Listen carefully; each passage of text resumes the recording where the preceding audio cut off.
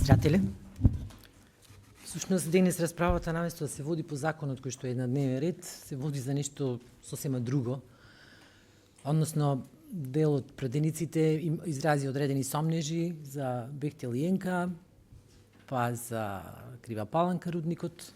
И мислам дека предлагачот, еден од предлагачите на овој закон, јасно стави до знание и на сите ни е јасно дека не се однесува нити на Бехтел и Енка, нити на рудникот во Крива Паланка, туку се однесува за енергетски материјали, енергетски суровини, кои што, бидејќи еве колегата од Левица спомнува Битола, морам да се вклучам, бидејќи сум директно од Битола, дури за двата проекти.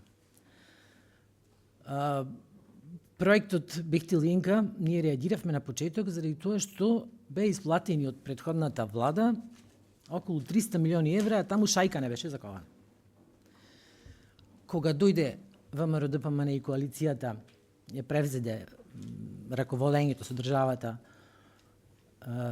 тој проект се одвива со засилено темпо и ние сме премногу среќни, бидејќи поврзувањето на Битола и Прилеп со Скопје беше во многу тешка ситуација. Страшна беше состојбата да се патува секојдневно и баш сме горди што го придвиживме тој проект и се надеваме дека, еве, според проценките, крајот на 2027 ќе биде пуштен во употреба, што ќе значи голем економски развој за сите градови кои што се во околината, Битола, Прилеп и така натаму. Се повеќе сакам за РЕК да се задржам, бидејќи отварате теми, рековме, предлагачот многу убаво објасни зашто се однесува овој закон, а вие упорно сакате да дискутирате на други теми. Темата животна средина практички не е тема и за ова комисија. Имаме ние комисија транспорт и животна средина. РЕК Битола состојбата е таква каква што е, заради тоа што одредена претходна власт во 2016 РЕК беше оставен во добра кондиција, со стабилно производство. Претходната власт го доведе не на колена. Не можам да опишам со зборови кое дно е пробиено таму. Уште се сеќавате, требаше да донесиме закон, бидејќи беше нарушена ликвидноста на РЕК Битола. Плати не ќе можеа да исплатат. Требаше да донесиме закон со кој што претходната влада ќе беше обврзана до 2027 да го затвори РЕК Битола. А знаете колку има вработени таму? 3000 семејства од Битола и од околината, од Могила, од Новаци, од Крушево, од Прилеп, ги хранат своите семејства. И јас сакав да се задржам на измените на овој закон, дали воопшто, бидејќи креавате паника, а воопшто нема допирна точка со олеснување на некои постапки во смисла на влијание на животната средина, и тоа Бојан Стојановски многу убаво го објасни. Воопшто не се задржуваме на објаснување на амандманите, дури колегите при образложението не ги ни читаат, барем да слушнеме како изгледа амандманот кој што се отвара на дневен ред. И еве само уште еднаш во многу кратки црти сакам за јавноста да објаснам што значат измените на овој закон поднесен од претеници. Значи, закон за изменување и дополнување на законот за минерални суровини. 5 члена има.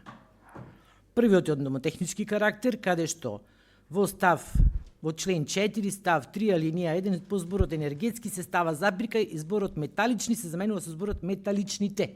Толку е таа измена. Во членот 10, член 2, во членот 10, во ставот 3, во ставот 9, зборовите алинеја 1 се заменуваат со зборовите алинеи 1 и 6, односно тука се додаваат некои суровини и материјали кои што се однесуваат повторно на енергетиката. Во членот 3, измената е следна. Во член 55, став 2, во алинеја 1 по зборовите нема влијание на површината, се додаваат зборовите или одлука за прифаќање на иницијатива за експроприација согласно Законот за експроприација за минералните суровини, член 4, став 2, алинеја 1 од овој закон, кои се од јавен интерес. И ова го расчистивме дека не значи никакво нарушување на имотните права на луѓето. Тие се дефинирани со Уставот на Република Македонија. Не може никој да ги наруши, никаква измена.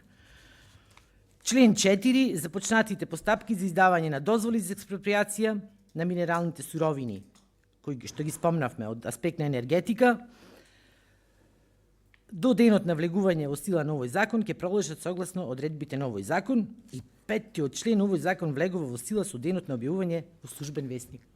И толку се овие измени. Значи никакви расфрлања на пердуви, никакви скриени, нема тука скриени мотиви. Може би некој претходно имаше некои скриени мотиви, нешто да стави меѓу редови во членовите измените на законот, меѓутоа овде нема никакви скриени мотиви. И толку е. Значи цели ваши паники и кревања овие денови паѓаат во вода. Благодарам.